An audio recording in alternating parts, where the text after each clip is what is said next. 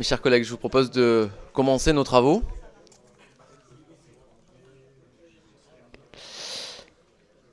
En préalable, nous devons nommer plusieurs rapporteurs.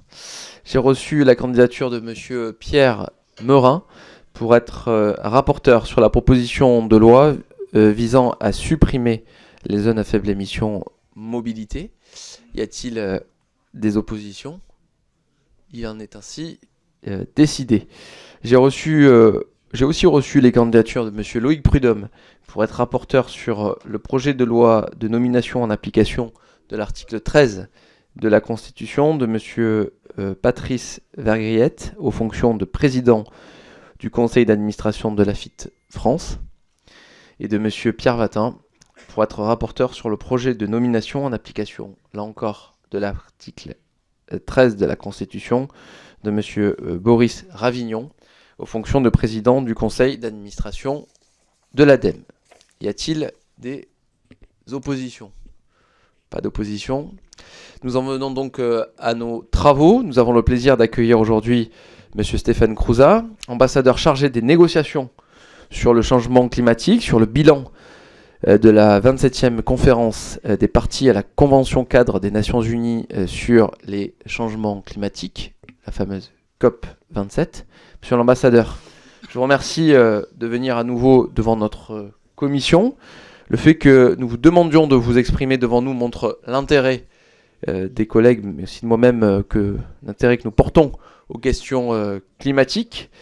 Chacun des députés ici présents comprend l'importance des COP qui, depuis 2015, ont pour ambition de mettre en œuvre les mécanismes de l'accord de Paris. La COP 27 de Sharm el-Sheikh était attendue avec impatience, mais elle s'est déroulée dans un contexte géopolitique assez lourd, qui a eu des répercussions sur la consommation énergétique dans le monde. Chers collègues, s'il vous plaît, merci. Donc avec effectivement des répercussions sur la consommation énergétique dans le monde. La rupture des circuits d'approvisionnement en gaz russe a notamment conduit plusieurs pays à réouvrir des centrales à charbon ou à recourir au gaz de schiste, provoquant une nouvelle hausse des émissions de gaz à effet de serre. Tous ceux qui ont suivi les négociations de cette COP ont compris qu'elle était ardue. Elles ont d'ailleurs été prolongées pour parvenir à un accord. Et si je résume à l'extrême, la conférence a permis d'aboutir à deux résultats, disons-le, appréciables sur le volet financier, avec la création d'un fonds pour les pertes et dommages et un appel à la réforme des institutions financières internationales. Mais il faut le dire aussi, peu d'avancées sont enregistrées sur la diminution des émissions des gaz à effet de serre et le projet d'un appel mondial à la réduction progressive de consommation de pétrole et de gaz n'a pas pu voir le jour. Nous le regrettons dans cette commission, monsieur l'ambassadeur. Monsieur l'ambassadeur, merci de nous dresser un bilan de cette conférence, de nous faire part des lignes de force, des forces politiques et des coalitions de pays qui ont porté des visions différentes de la lutte contre le dérèglement climatique, de nous indiquer également si le résultat correspond aux attentes de la diplomatie française et européenne, et enfin, s'il vous semble que l'objectif de l'accord de Paris, je le rappelle, limité à 1,5 degré le réchauffement climatique, vous semble tenable ou s'il constitue de plus en plus une utopie. Je ne serai pas plus long et je vous cède la parole pour une dizaine de minutes, puis nous en viendrons aux échanges avec les députés. Monsieur l'ambassadeur, la parole est à vous. Merci beaucoup, merci Monsieur le Président et merci de m'inviter à cette commission. Toujours un honneur et un plaisir de venir devant la représentation nationale. La COP de Sharm el-Sheikh, en effet, c'est bon. Un peu plus près du micro, d'accord. La COP de Sharm el-Sheikh a pris fin le 20 novembre. C'était une COP présentée par la présidence égyptienne comme une COP de mise en œuvre. Et à vrai dire, on s'est demandé en amont de cette COP si elle allait être simplement une COP de transition entre une COP 26 qui marquait un moment très important, c'est-à-dire 5 ans après l'accord de Paris et le rehaussement de l'ambition, et la COP 28 qui va être celle du bilan mondial, ce bilan mondial qui est inscrit dans l'accord de Paris et qui donne la date de 2023 pour effectuer ce premier grand bilan mondial. Et donc entre les deux était intercalée cette COP 27 dont on a pu penser en effet qu'elle ne pourrait n'être qu'une COP de transition dans un contexte géopolitique, vous l'avez rappelé, Monsieur le Président, très compliqué, en effet. Et Alors je commencerai par les mauvaises nouvelles, mais je continuerai aussi par les bonnes nouvelles, parce que finalement, en y réfléchissant, 15 jours après la fin de cette COP, il y a quand même des raisons de se satisfaire de certains résultats, mais il y en a d'autres, comme je vais vous l'indiquer tout de suite, qui ne sont pas à la hauteur des enjeux. D'abord, c'est vraiment sur la question de l'atténuation qu'on a eu une difficulté, puisque nous n'avons pas réussi à rehausser l'ambition de manière significative par rapport à Glasgow. Je vous rappelle l'état dans lequel nous sommes. Le GIEC nous dit que si nous voulons rester sur une trajectoire compatible avec 1,5 degré, il nous faudrait réduire nos émissions de gaz à effet de serre de 45% d'ici 2030 par rapport à 2019. Or, le rapport de synthèse de l'ACNUC nous dit qu'on est sur une trajectoire de hausse des émissions d'environ 10% d'ici 2030. Donc on n'est absolument pas sur l'objectif qui nous permettrait de respecter cette trajectoire de 1,5 degré. Ce que nous souhaitions, nous France, nous l'Union européenne et beaucoup de pays partenaires favorables à un rehaussement de l'ambition, c'était une mention d'un pic d'émissions, puisque le GIEC nous dit que si nous devons rester sur une trajectoire de 1,5 degré d'augmentation de la température, il faudrait que le pic d'émissions ait lieu entre 2020 et 2025. Donc nous avons peut-être déjà raté le coche. Nous avons souhaité l'inscrire avant 2025, ça n'a pas été possible. Nous avons aussi souhaité monter d'un cran la question des énergies fossiles. Vous vous souvenez qu'il y avait un phase down du charbon qui était inscrit dans le pacte de Glasgow. Nous avons voulu aller plus loin avec un phase out ou un phase down de l'ensemble des énergies fossiles. Ça n'a pas été possible non plus, dû à des résistances très marquées de l'Arabie Saoudite, de pays comme la Chine également. On avait été mandaté sur un programme de travail sur l'atténuation par le pacte de Glasgow, qui lui aussi finalement accouché d'un programme très décevant, qui sera non accusatoire, non punitif, qui sera finalement un forum de discussion et pas un lieu de pression collective.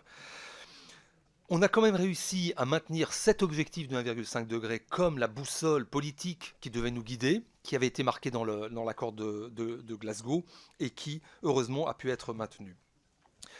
Alors, quand même, il y a eu, malgré tout, des choses positives dans cette décision de couverture de Sharm el-Sheikh, qui s'appelle le Sharm el-Sheikh Implementation Plan, avec notamment, pour la première fois, une section consacrée à l'énergie. Et dans cette section, il y a mentionné, je cite, le besoin urgent de réduction immédiate, profonde, rapide et durable des émissions mondiales de gaz à effet de serre et la diversification des mix énergétiques.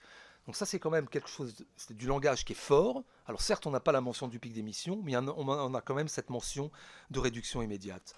Et puis il y a des choses qui sont très positives dans cette décision de couverture, avec notamment la mention pour la première fois des solutions basées sur la nature, qui est un concept que nous apprécions particulièrement parce qu'il établit le lien entre biodiversité et climat. La question des points de bascule, les tipping points, le droit je cite, à un environnement propre, sain et durable. Tout ça, c'est du langage nouveau dans une décision de COP.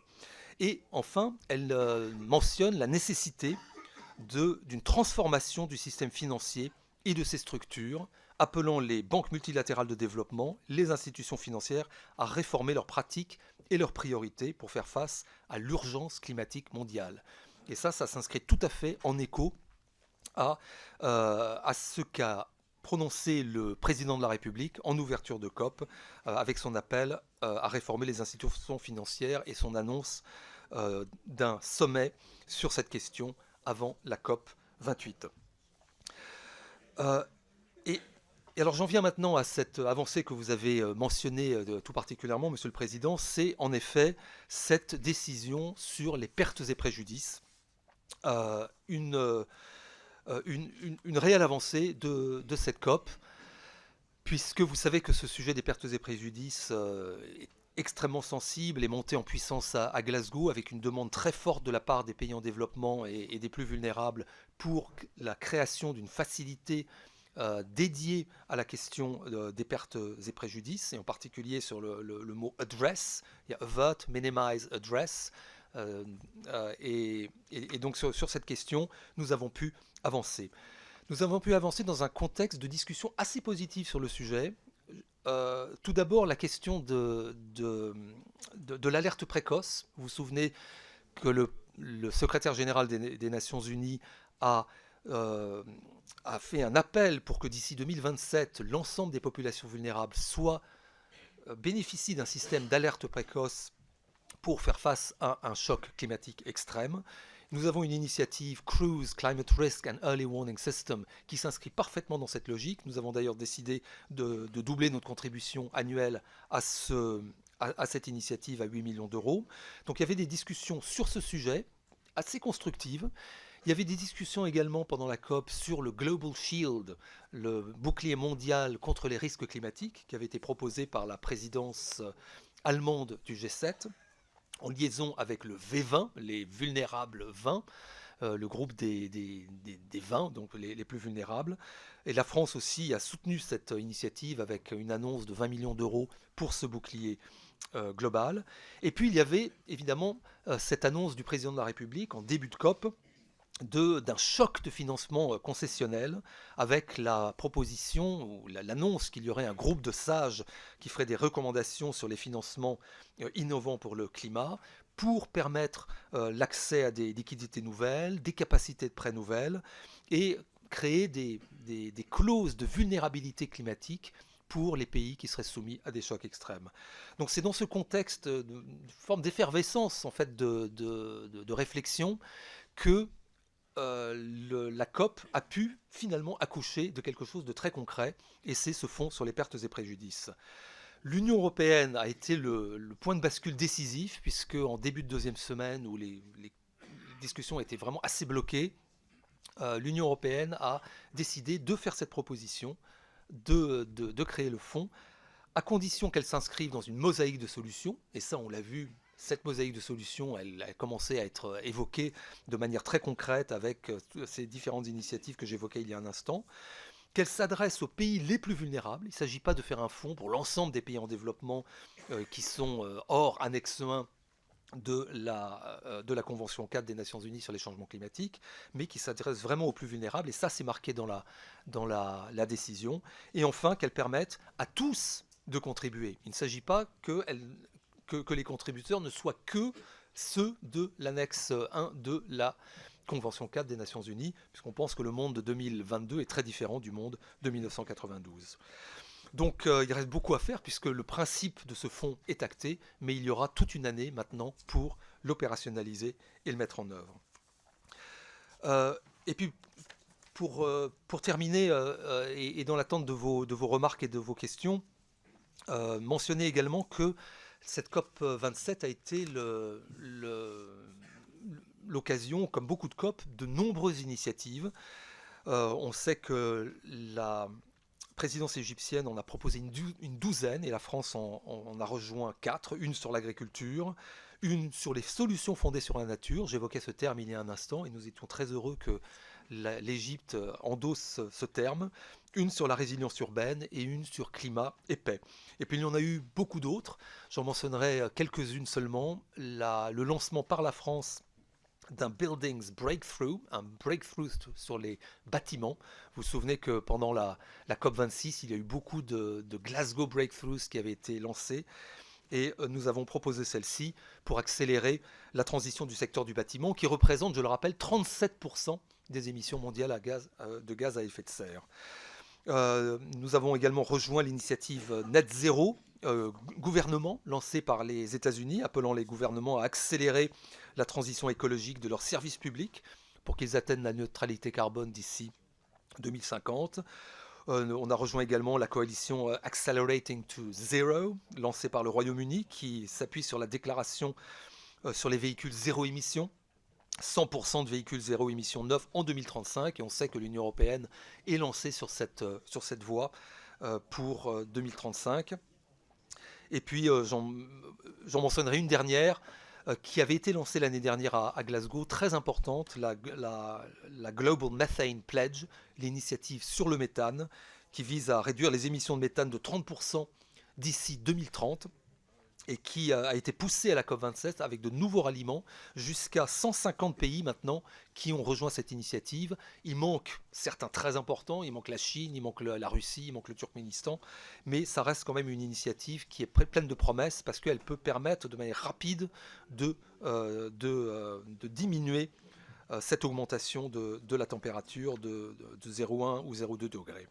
Voilà, donc cette COP s'achève sur un bilan contrasté, mais on peut se désoler du fait qu'elle n'ait pas été suffisamment ambitieuse sur le volet atténuation, mais il y a quand même eu des avancées importantes sur certains autres volets, et en particulier sur le volet pertes et préjudices. Merci beaucoup. Merci, monsieur l'ambassadeur. Nous en venons aux orateurs des groupes, et pour le groupe Renaissance, la parole est à Sandrine Lefeur.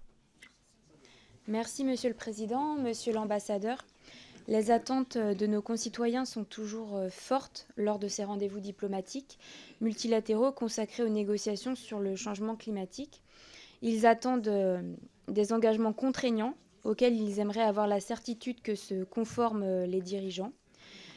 La réalité est, nous le savons, plus complexe, notamment dans un contexte où les États restent souverains et où la seule garantie ultime de mise en œuvre concrète des engagements reste la confiance. Mais ces rendez-vous permettent de tracer des trajectoires communes, sans qui aucun objectif commun ne peut espérer être atteint. Elles servent à identifier les obstacles, à promettre entraide et solidarité, à reconnaître les insuffisances et s'accorder sur les moyens nécessaires pour atteindre les objectifs déterminés collectivement. Ceci étant dit, la COP27 aura permis des avancées concrètes dont la plus notable restera sûrement la création d'un fonds dédié aux pertes et préjudices destinés aux pays les plus impactés. Pour cela, notre groupe tient à saluer la contribution de la France à l'obtention de cette victoire. Ma question porte plutôt sur l'absence de mention explicite des causes de la crise que nous vivons, c'est-à-dire de mention explicite des combustibles fossiles et de la perpétuation de ce que les scientifiques appellent encore bombe climatique en référence aux dangers qu'elle nous pose. Pourriez-vous nous expliquer l'échec de l'inclusion des termes pétrole et gaz au sein du texte et d'engagement à leur sujet? Je vous remercie. Merci, chers collègues. Pour le groupe Rassemblement National, la parole est à Daniel Grenon.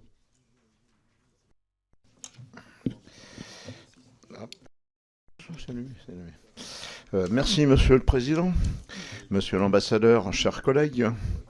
Les effets du réchauffement climatique en France sont perceptibles au quotidien par tous nos concitoyens, où qu'ils habitent. Sécheresse, dérèglement des températures, des précipitations, recul de l'enneigement, avalanches et crues, perte de récolte, maturité précoce des cultures, diminution des rendements agricoles, viticoles, raréfaction de nombreuses espèces d'insectes, d'animaux, de poissons, de végétaux, prolifération d'insectes nuisibles pour l'homme et pour les végétaux. Dans les dom-toms, montée du niveau des mers, tempêtes et cyclones. Face à ces défis, il semblerait que le bilan de la COP27 soit contrasté. Une conclusion décevante, car elle a simplement réaffirmé l'objectif de contenir le réchauffement à plus de 1,5 degré par rapport à l'ère pré-industrielle. Une résolution qualifiée d'historique. La création d'un fonds financier spécifique pour compenser les dégâts climatiques déjà constatés dans les pays les plus vulnérables. Concernant ce fonds financier, quel est l'ordre de grandeur du montant envisagé et comment anticipez-vous le partage des contributions entre les différents pays? Les pays les plus pollueurs feront-ils une contribution financière proportionnelle à leurs émissions de gaz à effet de serre? À l'inverse, quelle serait la part du financement revenant à la France, qui ne représente que 1,4% des émissions à effet de serre de la planète? Par ailleurs, les moyens de contrôle et de l'utilisation de ces fonds ont-ils déjà été évoqués? En votre qualité d'ambassadeur de la France pour le climat, pourrez-vous nous exposer dans quelle mesure vous pensez que les résolutions prises servent les intérêts de notre pays? Merci. Pour le groupe La France Insoumise NUPES, la parole est à Anne Steinbach, Terre Noire. Merci, Monsieur le Président, Monsieur l'ambassadeur. Antonio Guterres, secrétaire général de l'ONU, prévenait en ouverture de la COP27. L'humanité a un choix, coopérer ou périr.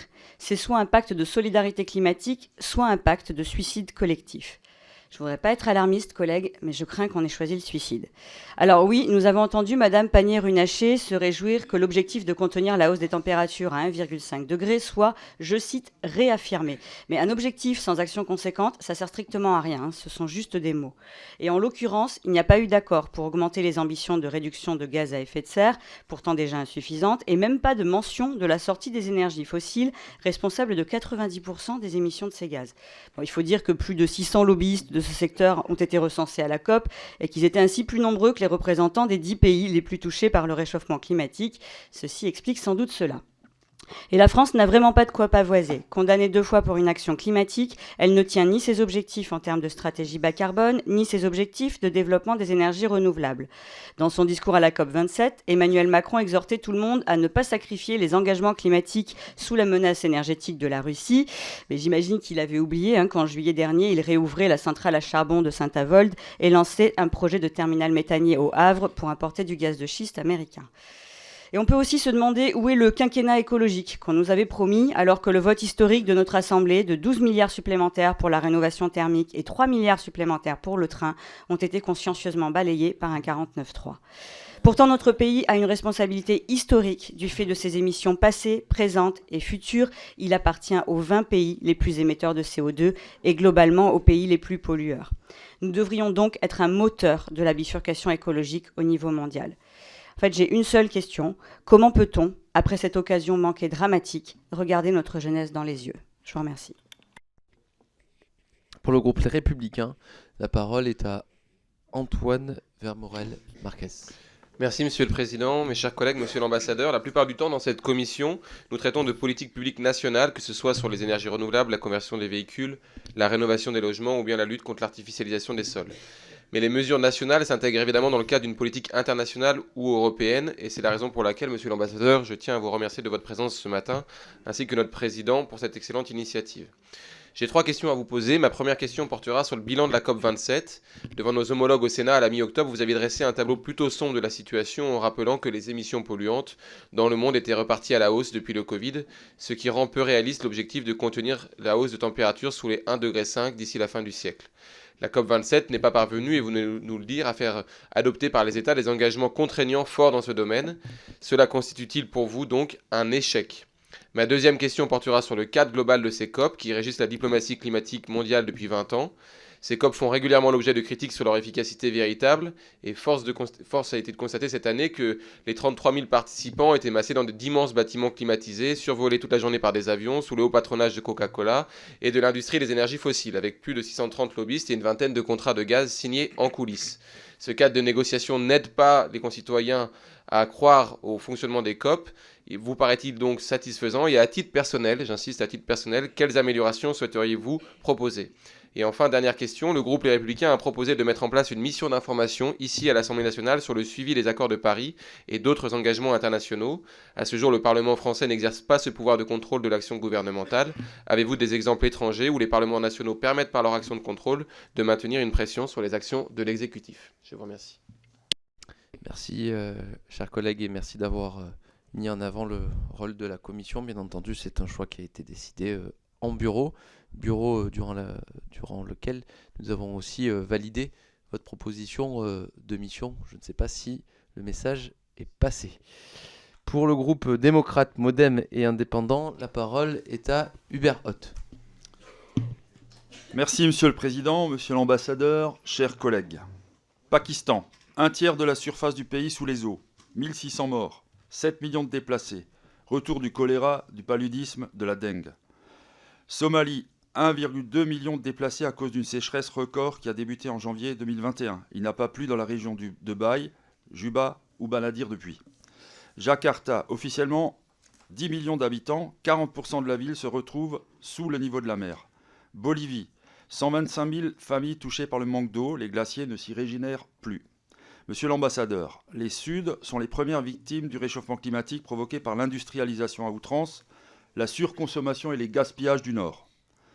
Si vos discussions en Égypte ont, selon le communiqué officiel, et je cite, entre guillemets, mise en évidence des solutions sur des thèmes tels que la sécurité alimentaire, les communautés vulnérables et la transition juste, pour tracer une voie permettant de surmonter les défis climatiques et de fournir les financements, les ressources et les outils nécessaires pour mener efficacement une action climatique à grande échelle, je ferme les guillemets, l'objectif de cette année, si j'en crois les prises de position du président de la République, était, et une nouvelle fois je cite, « Il faut que la Chine et les États-Unis soient vraiment au rendez-vous ». Cet objectif est donc de faire participer les deux premières puissances économiques du monde au Fonds d'adaptation au changement climatique et au Fonds vert pour le climat.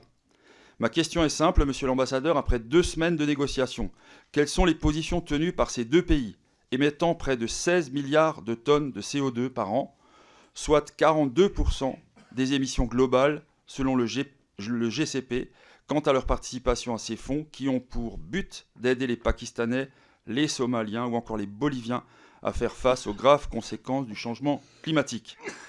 Que vous ont dit les représentants de ces deux pays ? La visite du président de la République chez notre partenaire historique et stratégique a-t-il pu faire évoluer sa position ? Bref, la Chine et les États-Unis vont-ils participer effectivement et conséquemment à ces fonds ? Merci. Merci, chers collègues. Pour le groupe socialiste et apparenté, la parole est à Chantal Jourdan. Merci, Votre micro. Votre micro. Merci, Monsieur le Président. Monsieur l'Ambassadeur, cette dernière conférence est intervenue dans un contexte particulièrement sensible.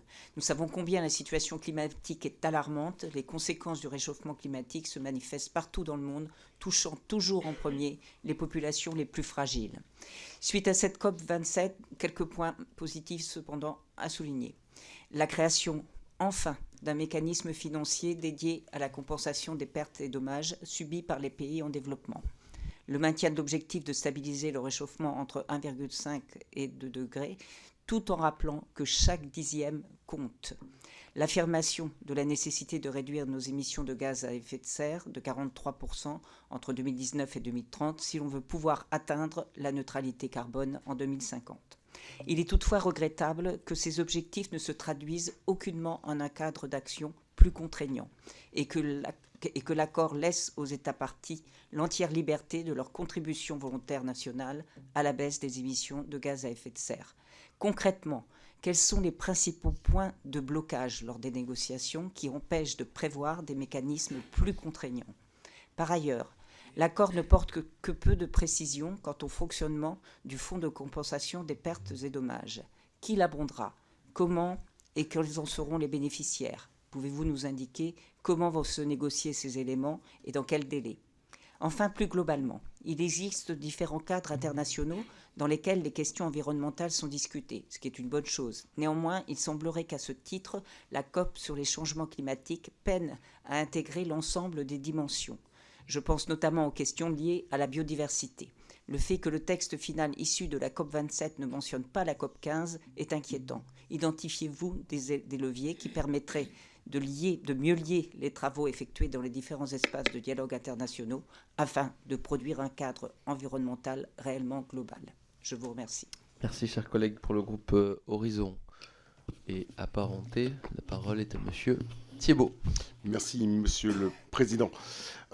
Monsieur l'Ambassadeur, merci pour votre présentation. Effectivement, cette COP27 qui a eu lieu dans un contexte international bien particulier avec des tensions géopolitiques, malheureusement, a peut-être mis au second plan l'urgence climatique. Toutefois, nous le déplorons puisqu'aujourd'hui, les premiers touchés sont bien les citoyens et les citoyennes du monde entier, et notamment des pays les plus pauvres.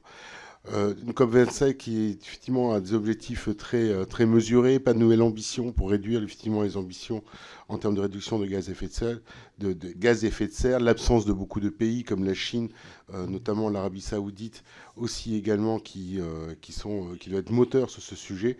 Toutefois, on note quand même certains engagements puisque nous avons des engagements de la part de la Turquie, de l'Inde, de l'Union européenne aussi. 150 États aussi sont engagés à réduire de 30% leurs gaz d'émissions gaz à effet de serre.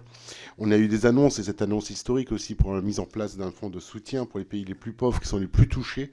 Le FMI a annoncé aussi qu'il mobilisera ses fonds. D'ailleurs, à ce titre, est-ce que vous avez un peu plus de détails sur ce que le FMI est prêt à mettre en place. Nous regrettons aussi l'absence dans l'accord, notamment d'accord sur la mise en œuvre technique du marché du carbone, non plus pas de question de remise en cause du système agricole intensif dans le monde entier, alors que nous, dans les pays européens, nous faisons déjà beaucoup d'efforts, mais il faut que le monde se mobilise au sujet. Pas de mention non plus sur la mention de la biodiversité. Tout cela, nous le regrettons. D'autre part, la France a proposé de mener un sommet avant la prochaine COP 28 pour justement la mise en œuvre de ce fonds de soutien pour les pays plus pauvres. Pouvez-vous nous en dire un peu plus? Merci à vous. Merci, chers collègues. Pour le groupe écologiste NUPES, la parole est à Marie Pochon. Merci Monsieur le Président, Monsieur l'Ambassadeur, chers collègues. Nous sommes sur l'autoroute de l'enfer climatique avec notre pied sur l'accélérateur. Ces mots sont forts. On pourrait choisir de les entendre d'une oreille distraite puis de revenir à notre vie normale en investissant par exemple 67 milliards d'euros d'argent public pour aggraver la crise climatique selon le réseau Action Climat pour le budget 2023. Mais on peut aussi les écouter l'alerte. Zoonoses qui se multiplient et ravagent nos modèles sociétaux, sécheresse, vagues de chaleur, inondations, incendies, migration massive, guerre, famine.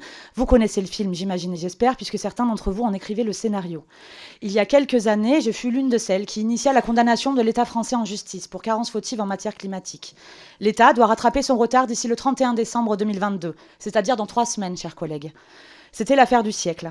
Et c'est une affaire mondiale. Seulement 16 États ont adopté des lois leur permettant de respecter l'accord de Paris. Spoiler, la France n'en fait pas partie.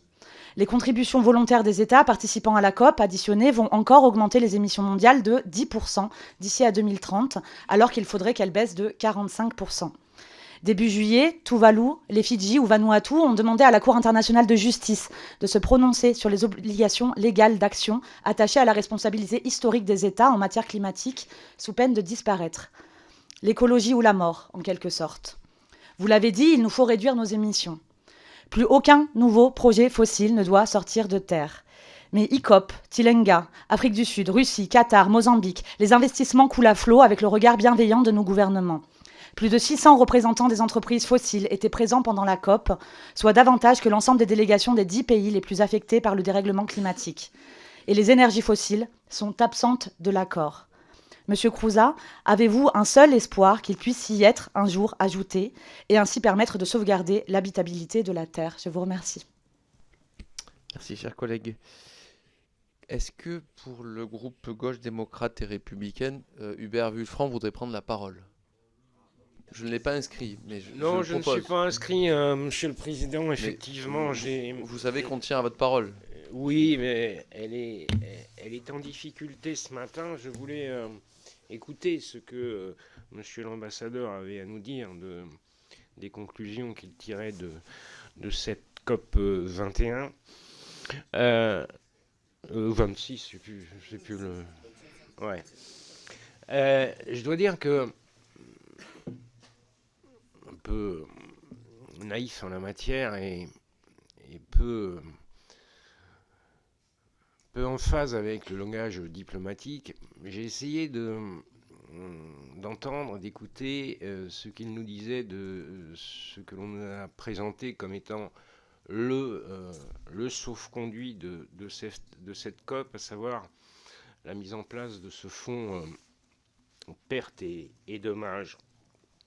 J'ai entendu, et je parle sous son couvert, donc la mise en place d'un fonds qui serait opérationnel peut-être à échéance d'1 ou 2 années, sur un socle mosaïque d'actions dont j'ai pas bien compris en fait. Vous m'en excuserez, l'ensemble des ressorts, au-delà même de leur dénomination en anglais. Et j'aimerais à ce titre peut-être qu'il nous décrypte plus avant cette mosaïque de dispositifs qui m'apparaît bien abscon et qui doit apparaître bien abscon à l'ensemble de nos concitoyens. Et peut-être aussi de nous préciser, j'ai cru comprendre que ce fonds serait à destination d'une vingtaine de pays les plus vulnérables. Peut-être nous préciser ou nous repréciser ou nous rééclairer sur l'identification des 10 territoires visés, car cela me semble bien peu de choses à l'échelle de notre planète et des enjeux qui sont posés par les différents collègues en la matière. Merci. Merci, chers collègues. Pour le groupe Liberté, Indépendants, Outre-mer et Territoires, la parole Merci, Monsieur le est à Président. Guy Bricou. Monsieur l'ambassadeur, ce qui ressort de cette COP27, c'est un sentiment particulièrement mitigé. J'ai beaucoup de questions. Lors de la COP26, 39 pays avaient signé un accord, dont la France, pour mettre fin au financement public à l'étranger de projets d'énergie fossile dès 2022. Néanmoins, la COP 2027 marque le pas dans cette réduction de l'usage des énergies fossiles, puisque les pays présents n'ont pas réussi à se mettre d'accord sur leur réduction progressive. Pourriez-vous nous expliquer quels ont été les principaux points de blocage en la matière qui nous font dire que l'on ne peut certainement pas parler d'un succès en parlant de la COP 27 ? Quelle place a été accordée à la biodiversité, dont la sauvegarde est indispensable pour nous permettre notamment de résister à la crise climatique dans les négociations de la COP 27 ? Les observateurs notent que la question a été bien trop peu creusée politiquement et que cela a été un mauvais signal au vu de la COP 15 sur la biodiversité qui se tiendra à partir d'aujourd'hui à Montréal. Quelle analyse faites-vous de cette question et comment la France s'est-elle précisément positionnée en la matière ? Ça a déjà été dit, comment doit se mettre en place et dans quel délai le fonds de financement des pertes et dommages ? Comment a été surmontée la question qui avait beaucoup fait débat lors de la COP26 de la manière dont seraient déterminés les pays devant contribuer à son financement ? Qu'en est-il exactement aujourd'hui du fonds vert, sachant que lors de la COP 2015, les pays développés s'étaient engagés à verser d'ici 2020 une somme annuelle de 100 milliards de dollars aux pays en voie de développement via ce fonds ? La guerre en Ukraine a-t-elle pesé sur la COP 27 ? La COP 27 a-t-elle permis d'avancer sur l'organisation d'un marché mondial du carbone tel que prévu à l'article 6 des accords de Paris ? Et enfin, quels sont aujourd'hui les pays les plus à la traîne en matière de relèvement de leurs objectifs ? Merci. Merci, chers collègues, et merci d'avoir mis en avant la COP 15, puisqu'une délégation de notre commission se rendra à partir de dimanche jusqu'à mercredi matin à Montréal pour justement porter notamment un message ambitieux conformément à la proposition de résolution que nous avons portée ensemble la semaine dernière. Monsieur l'ambassadeur, je vous laisse le soin de répondre à nos orateurs de groupe.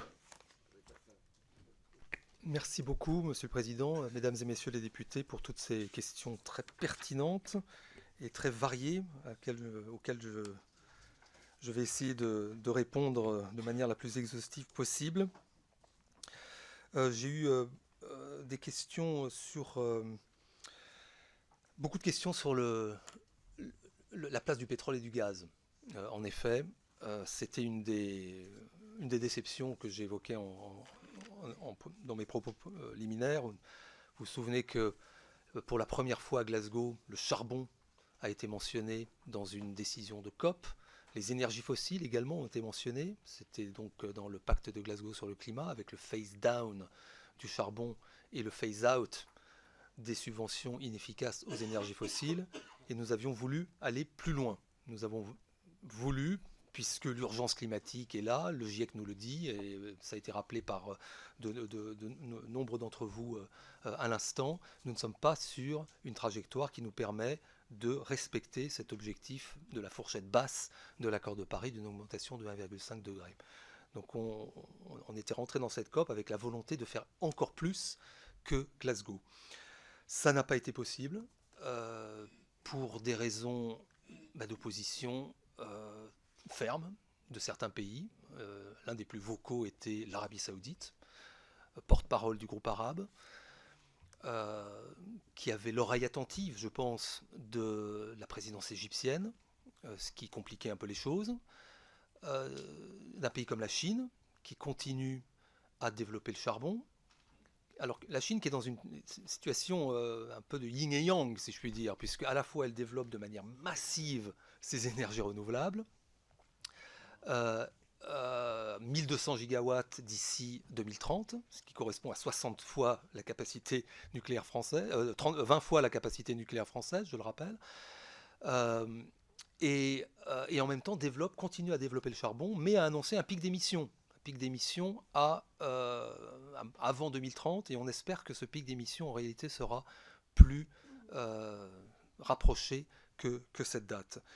En tout cas, la Chine a été incontestablement un partenaire difficile pendant cette COP. Elle l'avait été au moment de la ministérielle climat qui n'avait pas permis d'aboutir à un communiqué en août dernier, je vous le rappelle.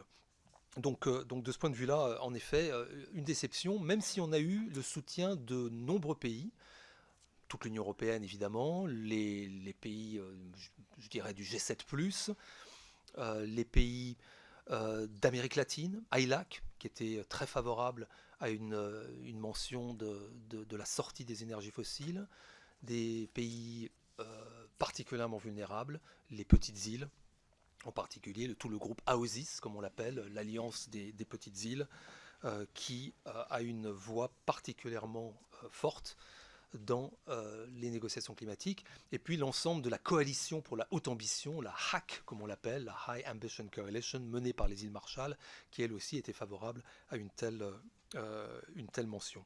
Mais bon, ça n'a pas pu se faire, et nous en sommes déçus, et nous travaillerons très fermement dans les mois et en vue de la COP28 pour remettre ce sujet sur la table qui nous semble absolument essentiel. Et on le fera dans le cadre du G7, dans le cadre du G20 évidemment, puisque le G20 c'est 80% des émissions mondiales comme vous le savez.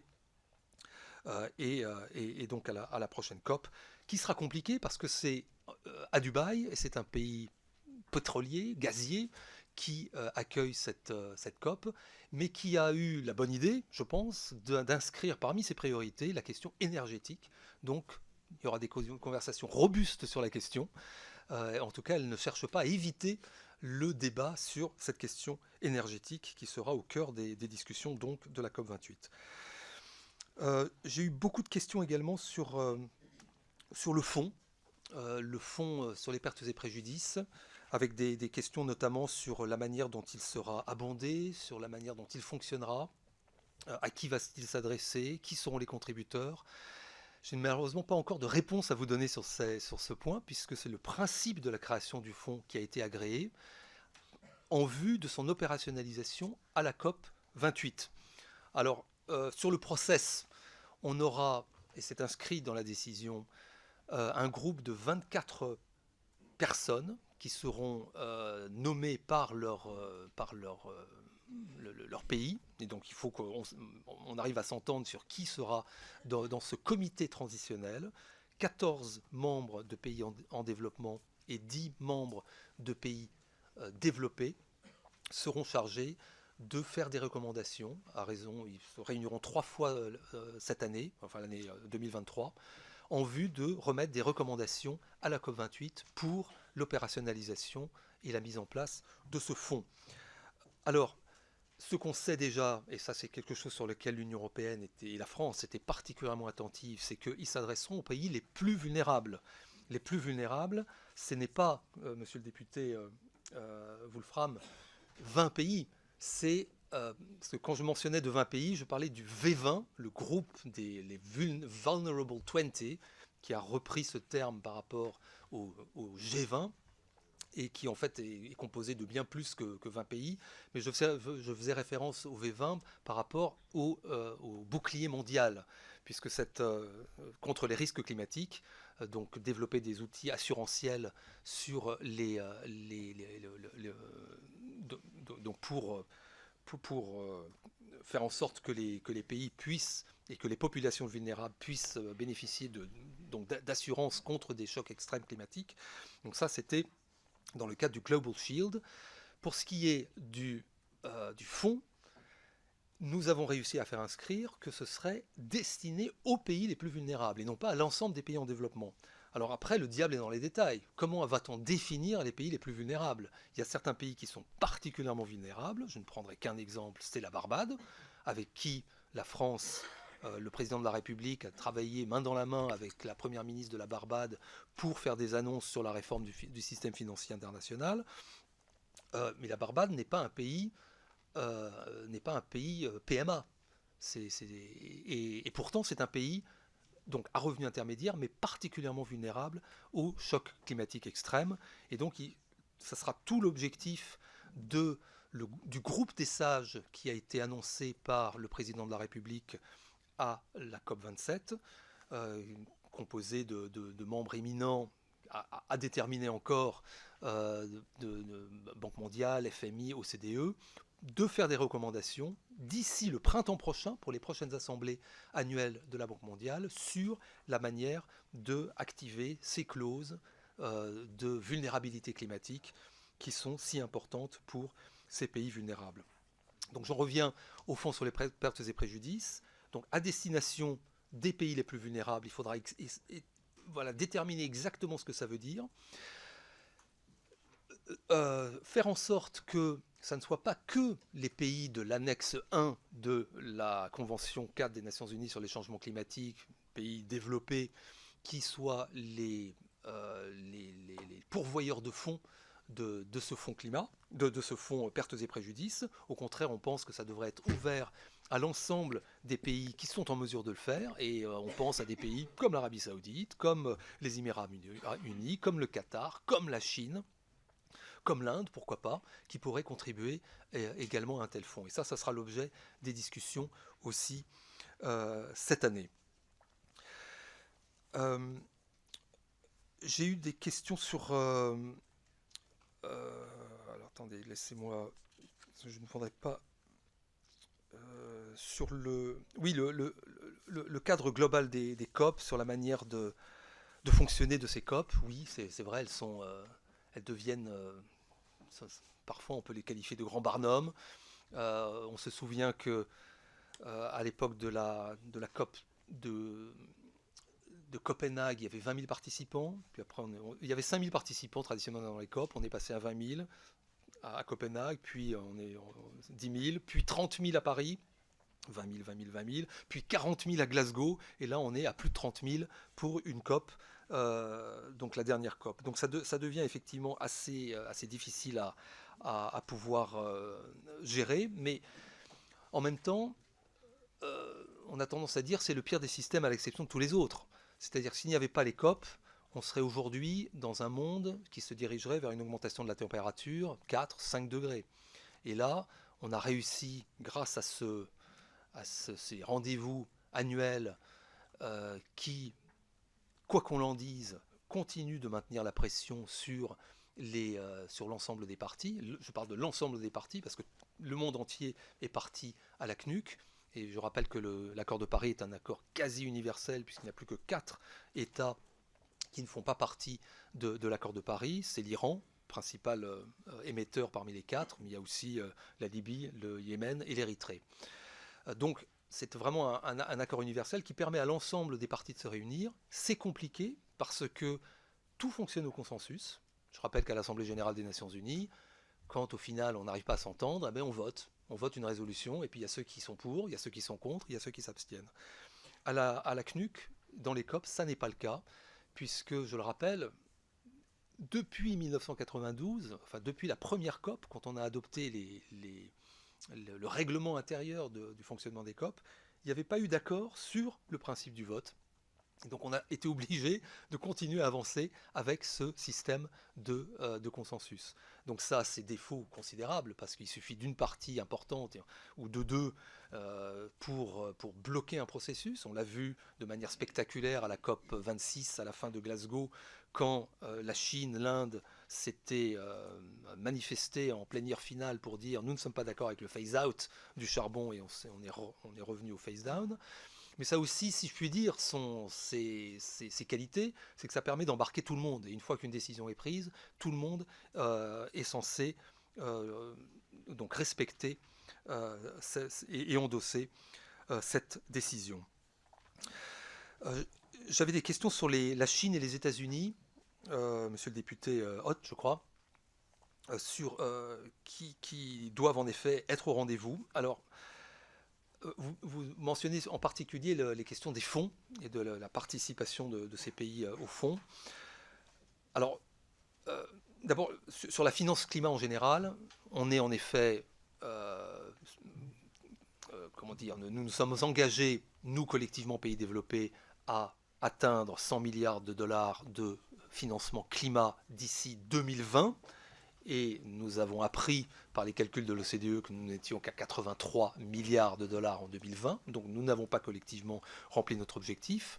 J'en profite pour rappeler que la France, elle, fait sa part, puisque nous sommes à 6 milliards d'euros par an entre 2021 et 2025, comme l'a annoncé le président de la République, et que nous avons même un peu surperformé en 2021 avec 6,1 milliards d'euros, dont 2,2 milliards pour l'adaptation, puisque nous avons décidé de consacrer un tiers pour l'adaptation.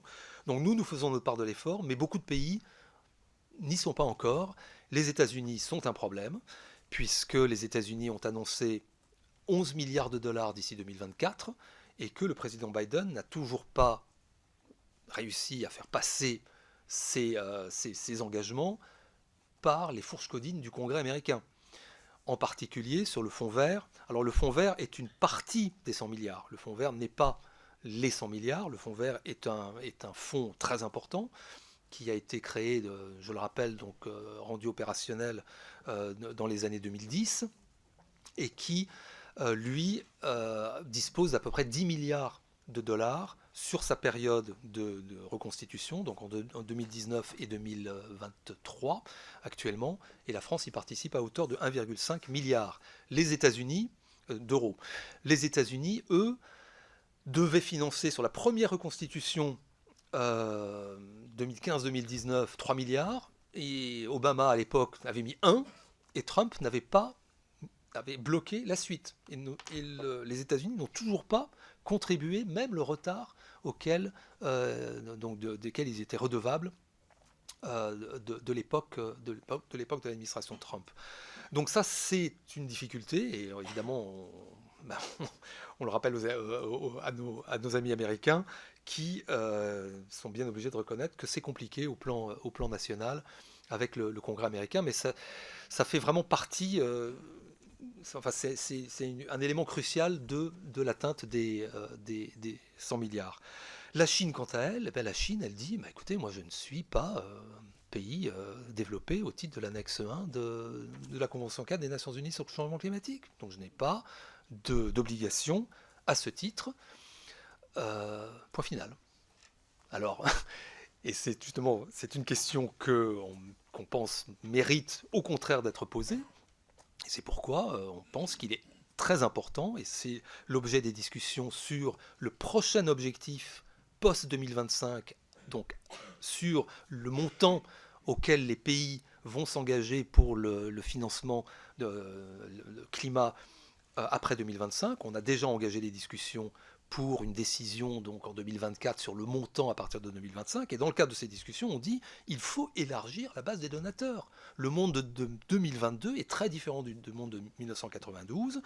La Chine de 1992 n'est pas celle du pays qui est la deuxième économie mondiale aujourd'hui. Il y a des pays du Golfe qui ont un PIB par habitant nettement supérieur à la moyenne de l'OCDE. Donc ça, ce sont des questions que nous souhaitons porter sur la table et que nous continuerons à porter sur la table dans le cadre de ces discussions jusqu'en 2024, quand nous devrons adopter enfin l'objectif quantifié post-2025 pour faire suite aux 100 milliards.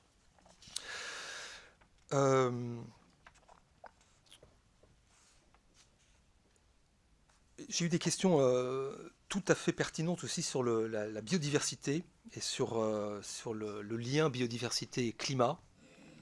Alors en effet, on est avec une COP15 qui commence. Tous les yeux se tournent maintenant vers la COP15, dont beaucoup disent que ça devrait être la COP21 du climat pour la biodiversité, avec la création d'un cadre mondial sur la biodiversité. Alors certes, nous n'avons pas réussi à mentionner le mot COP15 sur la biodiversité à la COP climat. Cependant, il y a incontestablement des passerelles qui sont en train de se créer.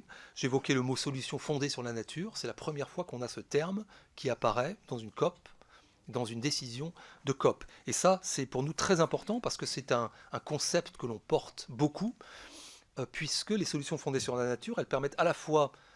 Je prends un seul exemple, la restauration de mangroves, par exemple, dans de nombreux pays. Ça permet à la fois de créer des puits de carbone, de s'adapter aux impacts du changement climatique avec des sortes de barrières naturelles contre des chocs climatiques extrêmes.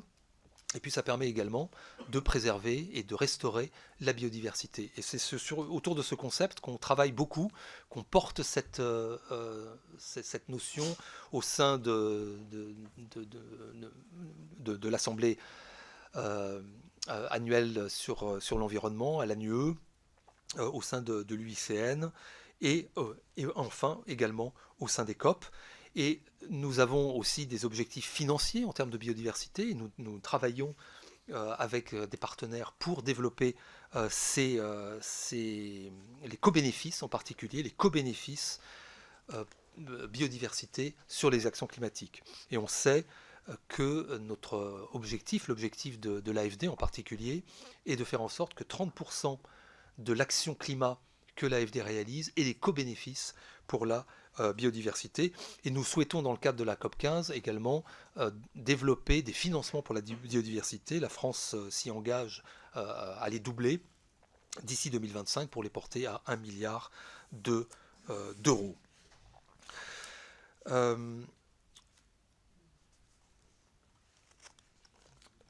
Alors peut-être juste pour rappeler sur les questions de mosaïque de solutions, parce que j'ai évoqué ce terme qui semblait un petit peu flou pour certains d'entre vous. Mosaïque de solutions pour les pertes et préjudices, c'est-à-dire que le fond sur les pertes et préjudices ne doit pas constituer l'alpha et l'oméga de la réponse à la question des pertes et préjudices. C'est extrêmement varié, puisque les situations sont très variées. On peut prévenir, on peut remédier, on peut minimiser, c'est le fameux avert, minimize and address de l'accord de Paris. Et pour ça, il y a toutes sortes d'outils qui sont disponibles. Il y a les alertes précoces, c'est quelque chose qui est inscrit dans l'accord de Paris. Il y a les outils assurantiels, on a vu ça justement précisément avec le Global Shield.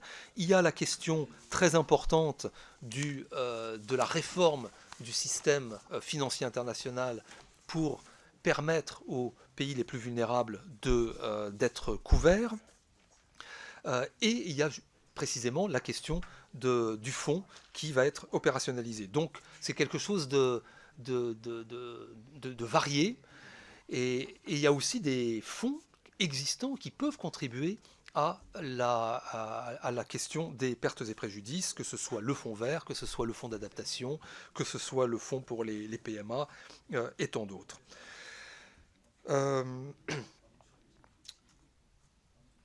Voilà, je vais peut-être m'en arrêter là. Si j'ai oublié quelques questions, n'hésitez pas à me relancer. Je vous remercie beaucoup. Merci pour ces éléments de réponse, Monsieur l'ambassadeur. Nous en venons donc aux questions d'une minute. La parole est à Daniel Brulbois. Merci, Monsieur le Président. Le marché mondial du carbone paraît quand même très compliqué à organiser. Et d'après vous, que faut-il faire pour que ce système d'échange des émissions soit facilement compréhensible et applicable? Merci, chers collègues. La parole est à Sophie Panonacle. Merci, Monsieur le Président. Merci, Monsieur l'ambassadeur, pour cette présentation. Pour la première fois, l'océan a tenu une place centrale grâce au pavillon Océan porté par les scientifiques du monde entier. Pardon, je suis là, dont le CNRS. Rappelons que c'est seulement dans le préambule de l'accord de Paris que la notion d'océan a été inscrite pour la première fois. Un rapport a été présenté donc lors de cette COP27 sur l'importance des océans pour le changement climatique, en montrant qu'en mettant en place les bonnes pratiques, nous pourrions garantir des océans sains et abondants pour les années à venir. Pouvez-vous nous en dire un peu plus sur ce point? Et d'autre part, vous avez abordé la notion d'atténuation sans insister sur l'adaptation justement au changement climatique par rapport, entre autres, à l'élévation au niveau de la mer, à l'érosion côtière. De nombreux territoires sont impactés, voire vont disparaître. Merci, Monsieur l'ambassadeur. Merci, chers collègues. La parole est à Annick Cousin. Merci, Monsieur le Président. Monsieur l'ambassadeur, le défi du dérèglement climatique est devant nous. La COP27 se termine avec son lot de grandes promesses. Et ici, en France, les parlementaires débattent d'un projet de loi sur le développement des énergies renouvelables. Partons d'un constat. Pour produire la même électricité que ce que pouvait produire la centrale de Fessenheim, il faudrait 2000 à 3000 éoliennes à changer tous les 20 ans. D'après le GIEC, il y a de moins en moins de vent. Ma question, pensez-vous que le déploiement des énergies intermittentes comme l'éolien partout sur le territoire, comme le souhaite le gouvernement, est une bonne stratégie pour suivre et répondre aux enjeux climatiques? Je vous remercie. Merci. Et enfin, la parole est à Pierre Meurin. C'est un premier lot de questions, ne vous inquiétez pas, je vois que... Merci, Ouais, Monsieur le Président. Moi, Monsieur l'ambassadeur, ce sera très rapide. Je ne suis pas orateur de mon groupe sur le sujet de la COP27. Je m'interroge néanmoins sur un détail de forme qui me semble quand même pas anodin. Vous utilisez des termes parfois que nous, députés français, avons du mal à comprendre, qui sont même plus des anglicismes, mais des formules anglaises dont nous ne comprenons pas le sens. Abort, minima address, global sheet, face down, face out, mine in address. J'ai compté de très très nombreuses occurrences qui m'incitent à rappeler que le général de Gaulle, il y a quelques décennies, faisait des notes à ses ministres pour leur demander de bannir les anglicismes dans l'administration, puisque je pense que la langue française se suffit à elle-même à la fois pour exprimer une pensée claire sans qu'il y ait besoin d'utiliser l'anglais, et en l'occurrence des formules très complexes. Merci. Exceptionnellement, pour ce premier lot de questions, je prends aussi la question de Nicolas Ray. Et on continuera. Merci Monsieur le Président. Monsieur l'ambassadeur, la COP a été marquée par la reprise des discussions entre la Chine et les États-Unis. Quel regard portez-vous sur cette reprise de dialogue et ces échanges bilatéraux ne sont finalement pas plus efficaces que les COP? Première question. La COP 27 s'est achevée, la COP 15 va s'ouvrir. Quel intérêt de multiplier ces COP sur des thématiques très proches et interdépendantes? Cela ne nuit-il pas à une politique internationale globale en faveur de l'environnement? Et dernière question, le secrétaire général de l'ONU a incité les États à taxer les bénéfices des industries fossiles pour financer les politiques pro-climat. Est-ce que la France est prête à soutenir ce type de proposition? Monsieur l'ambassadeur, je vous laisse le soin de répondre à ces 5 questions. Merci beaucoup pour ces questions. Première question sur le marché mondial du carbone. En effet, c'est un sujet très compliqué, si compliqué d'ailleurs qu'il a fallu 5 ans pour opérationnaliser ce qu'on appelle l'article 6 de l'accord de Paris, qui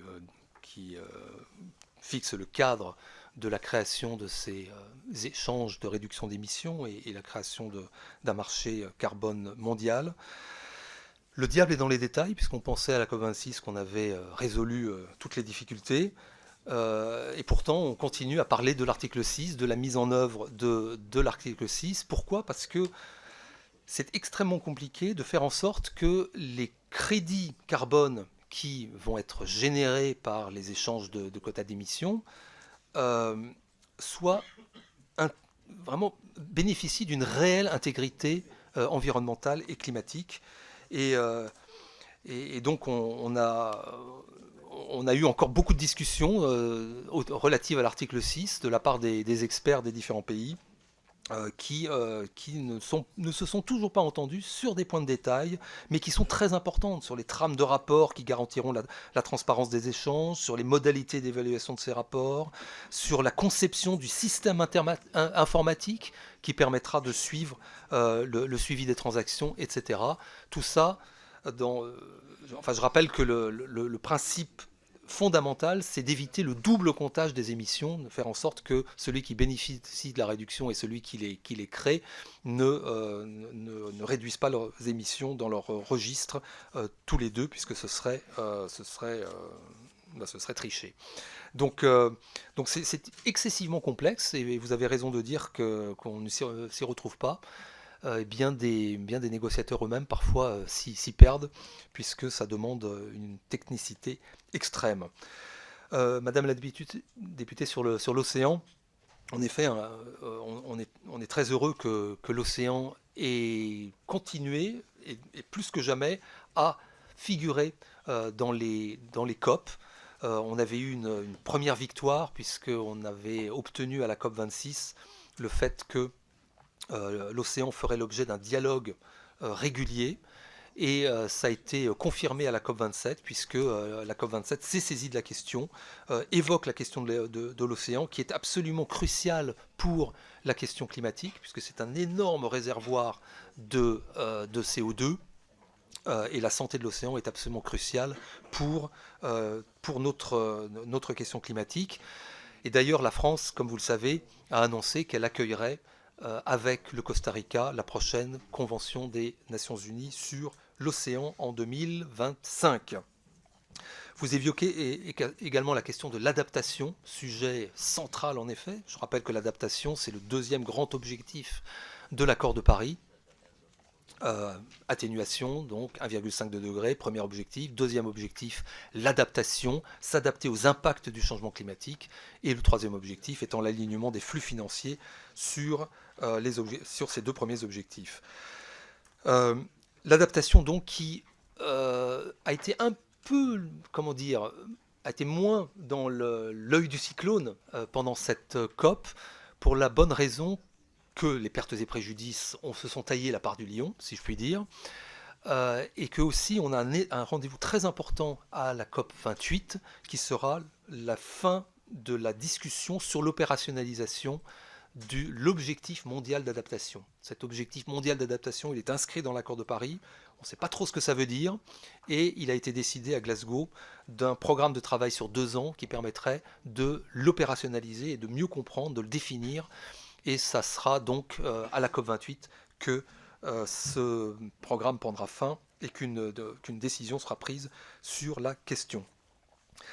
J'ai une question, Madame la députée, sur l'éolien.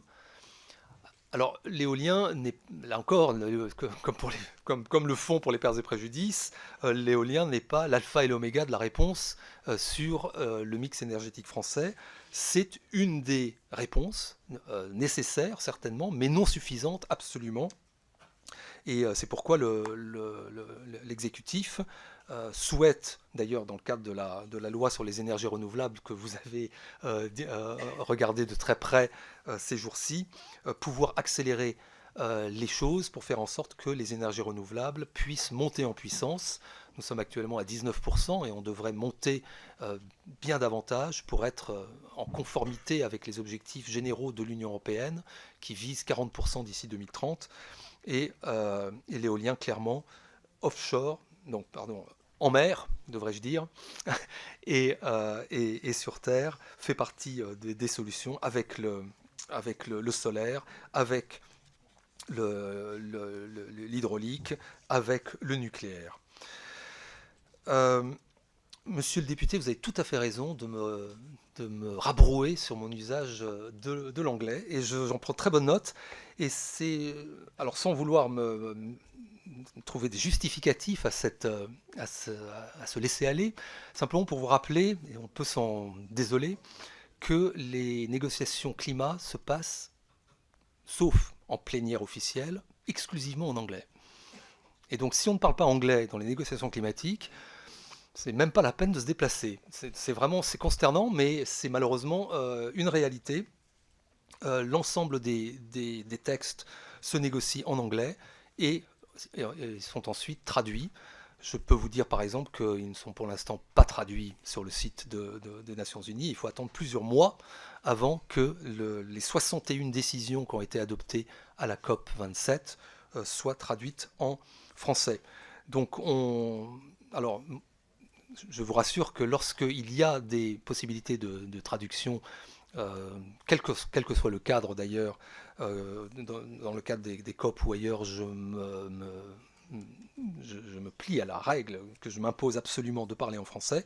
C'était le cas, je suis heureux de vous le dire, sur le pavillon français où nous avions un système de traduction en français et en anglais, et où j'ai évidemment à chaque fois pu parler en français. Mais en tout cas, j'en prends bonne note et je ferai l'effort la prochaine fois de ne pas parler de avert, minimize and address, mais de parler de éviter, minimiser et remédier à.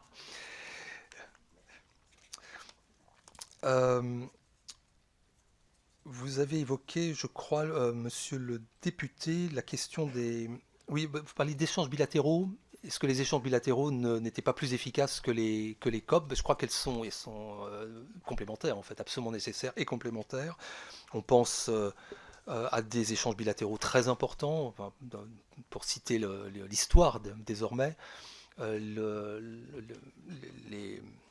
Les discussions entre les États-Unis et la Chine au moment de la COP 21 ont été décisives pour faire avancer les discussions de manière globale.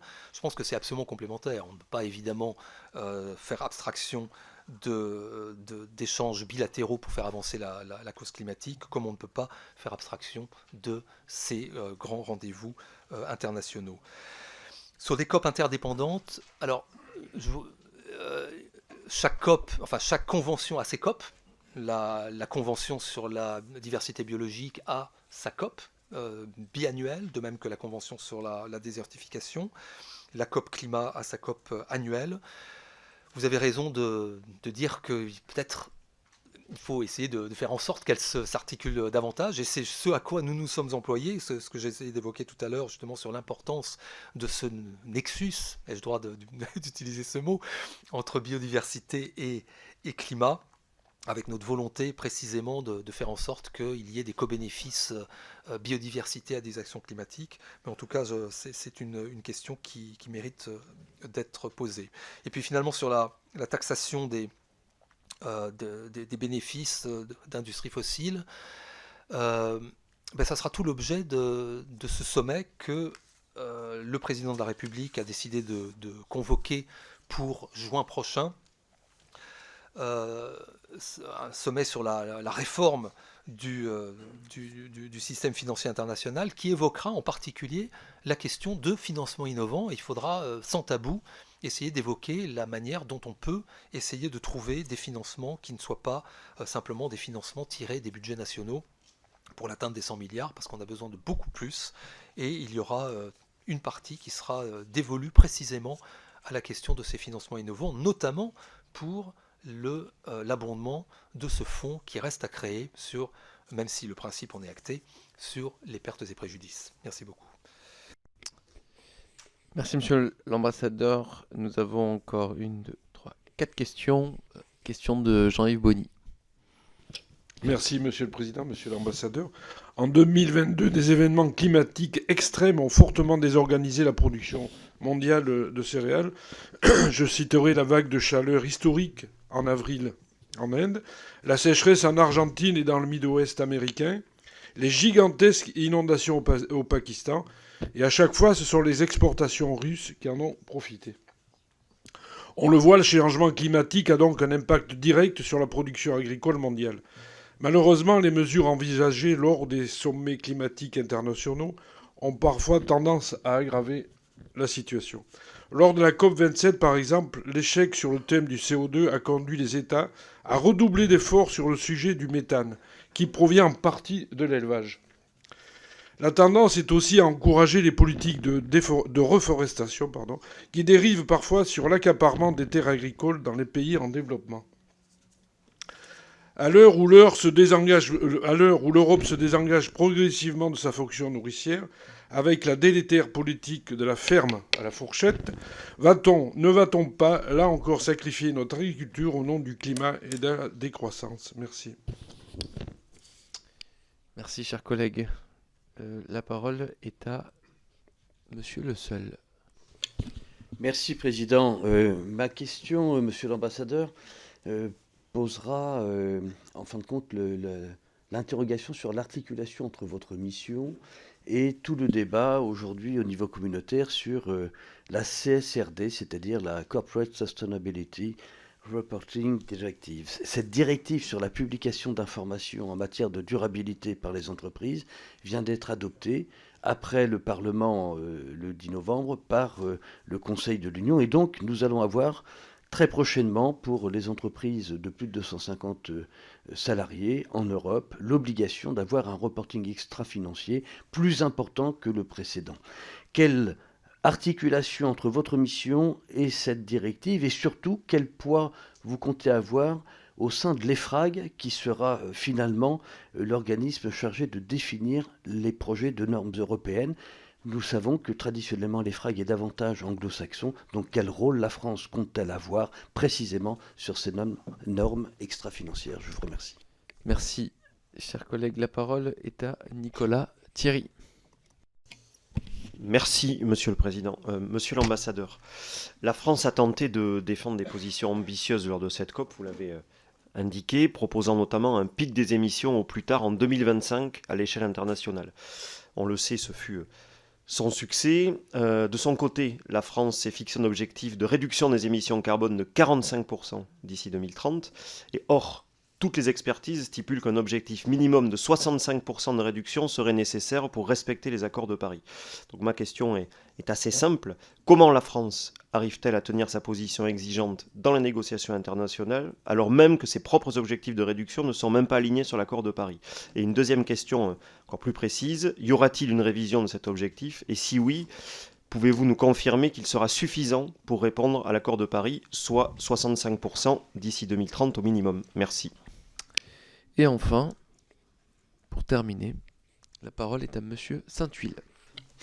Merci Monsieur le Président. Monsieur l'ambassadeur, deux questions rapides. La première, comment vous bossez d'ici à 2028 et la COP 2028 plus exactement? C'est une COP qui aura un caractère très important au regard du bilan qui doit être fait. On sent bien que c'est ou une opportunité ou un risque de voir échouer un certain nombre de dispositifs. Comment vous traitez la question des pays récalcitrants, en tout cas ceux que j'appellerais récalcitrants, à l'échelle européenne? Comment vous construisez le dialogue intra-européen pour ensuite essayer d'envisager, dans ce temps masqué, un travail avec ceux que j'appelle les pays récalcitrants. Et puis, comme il me reste 20 secondes et que j'ai un peu de temps, une question un peu plus provoque. Quand est-ce qu'on aura l'honnêteté de dire que les 1,5 degré, c'est déjà trop tard? Puisque là où on doit être à moins 45%, on est à plus 10 vraisemblablement. Et que même si on tire le frein à main maintenant, entre le moment où on tirera le frein à main et au moment où on s'arrêtera, il y aura un décalage qui est déjà à considérer aujourd'hui. Merci. Merci, chers collègues. Est-ce qu'il y a d'autres questions? Pas d'autres questions, Monsieur l'ambassadeur. Merci beaucoup, Monsieur le Président, Mesdames et Messieurs les députés. J'ai une première question sur l'agriculture. Alors l'agriculture est un sujet qu'on évoque dans les COP. Il y a ce qu'on appelle un dialogue de Coronivia sur l'agriculture. Et là, il faut dire qu'il y a eu des discussions assez constructives pendant cette COP en réalité. Alors, tout ce que vous dites, on l'entend parfaitement. Et enfin, la question alimentaire est absolument centrale. Il y a 800 millions de personnes qui souffrent de la faim aujourd'hui. Une bonne partie d'entre eux sont en Afrique. Et donc et ça c'est à mettre au crédit de la présidence égyptienne d'avoir voulu consacrer une journée entière à l'agriculture dans le cadre de ces journées thématiques, et aussi d'avoir voulu laisser se poursuivre la discussion sur l'agriculture pendant l'intégralité de la COP, et non pas de terminer ça à la fin de la session des organes subsidiaires en fin de première semaine. Et ça a été bénéfique parce qu'il y a eu une décision que les spécialistes agricoles de notre délégation ont appréciée, parce que d'abord, pour la première fois, on parle de sécurité alimentaire dans son ensemble, on parle de système alimentaire également, c'est-à-dire on n'est pas uniquement focalisé sur l'agriculture, mais sur l'ensemble du système alimentaire, pour intégrer toute cette dimension dans la question climatique, de la ferme à la fourchette.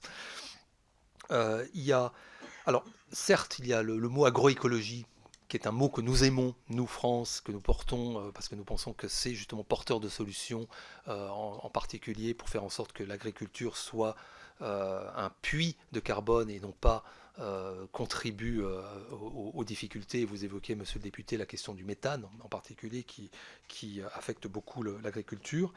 On n'a pas obtenu ce mot agroécologie, les Américains en particulier, qui préfèrent le concept de smart agriculture, excusez-moi monsieur le député, mais on a des références très intéressantes à la prise en compte des fertilisants organiques, des savoir-faire traditionnels, de la santé animale, et tout ça, ce sont des avancées en fait dans un contexte de la CNUC qui sont très intéressantes et qui permettront aux agents spécialisés qui se sont emparés de cette décision dès qu'elle a été publiée, de déployer des financements axés sur ces priorités. Et donc, de ce point de vue-là, on peut penser qu'il y a eu des avancées intéressantes sur la question agricole. Sur la question enfin, vous faisiez référence aux entreprises, je répondrai de manière disons, un petit peu macroéconomique, si je puis dire, c'est que les entreprises font absolument partie de la solution. C'est-à-dire qu'il faut embarquer les entreprises dans ces efforts climatiques pour être au rendez-vous de ces enjeux.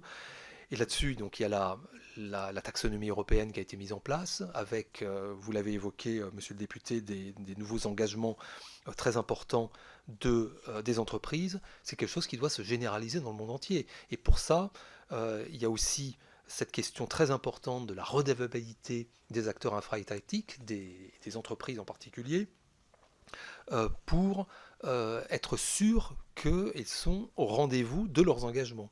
Et là-dessus, il y a eu aussi de nombreuses discussions à la COP sur cette question. On sait que le secrétaire général des Nations Unies s'est emparé du sujet, a demandé à un groupe d'experts de haut niveau de rendre un rapport qu'ils ont remis sur des recommandations pour que les entreprises répondent à leur... enfin, soient redevables des engagements qu'ils ont pris.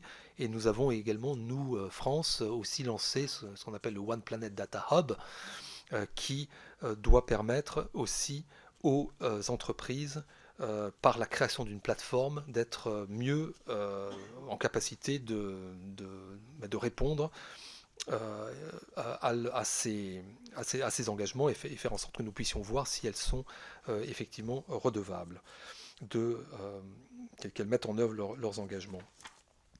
Sur la question de l'engagement de la France, je rappelle que l'engagement de la France, il s'inscrit dans un engagement de l'Union européenne, qui est de 55% de réduction des émissions d'ici 2030 par rapport à 1990. C'est un rehaussement de l'ambition par rapport à ce que nous avions décidé en 2014 à l'époque, en amont de l'accord de Paris, qui était de 40% de réduction des émissions. On est monté à 55%.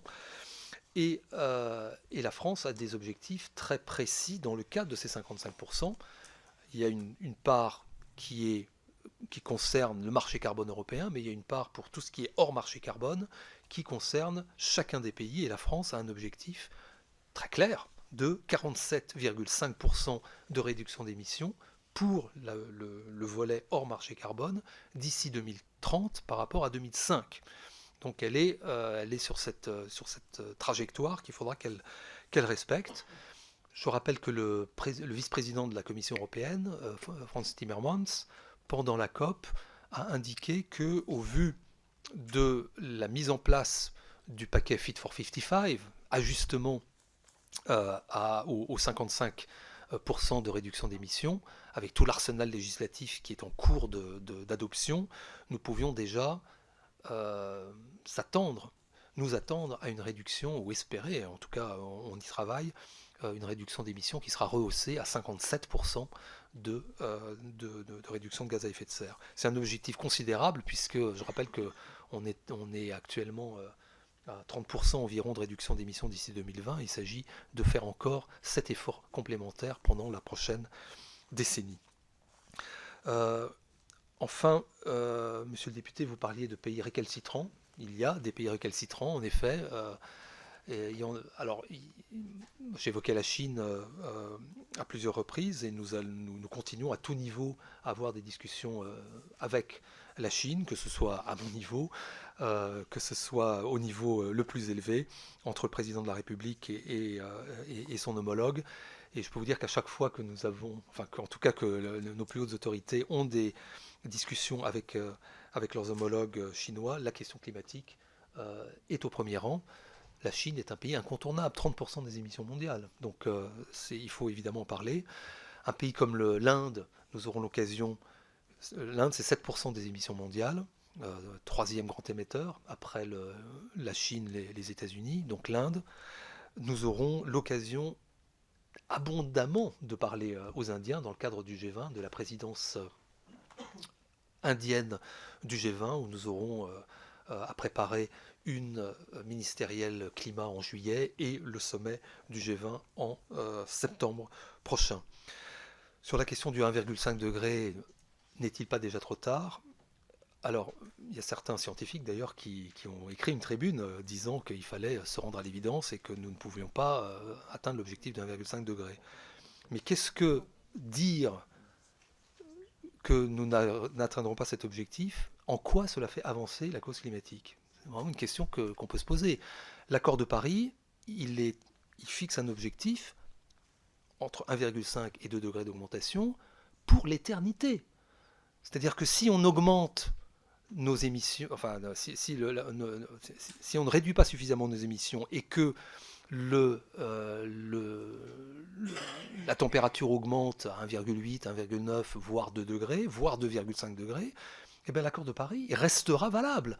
Et donc il faut imaginer que dans une situation comme celle-ci, il faille qu'on réduise la température. Et c'est pas impossible. C'est pas parce que la température augmente à un moment et dépasse un objectif que c'est fini. Voilà, on se croise les doigts et on n'en parle plus. Au contraire, plus que jamais, il faut travailler à des réductions massives d'émissions, arriver à des soldes négatifs. On aura des technologies peut-être à l'avenir qui nous permettront de capter de manière beaucoup plus efficace qu'aujourd'hui le CO2 et on aura une réduction de la température.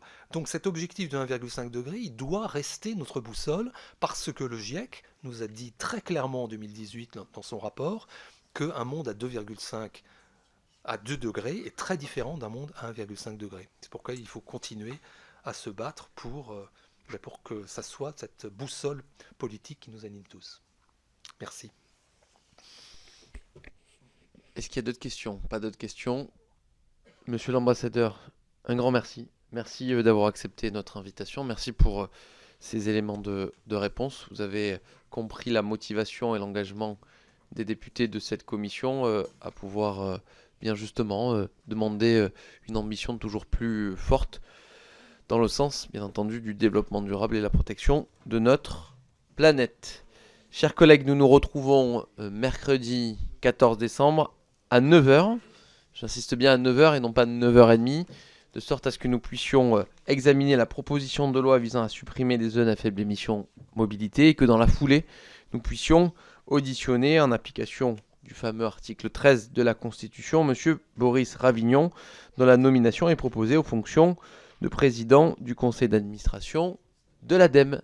Chers collègues, à la semaine prochaine, 9h.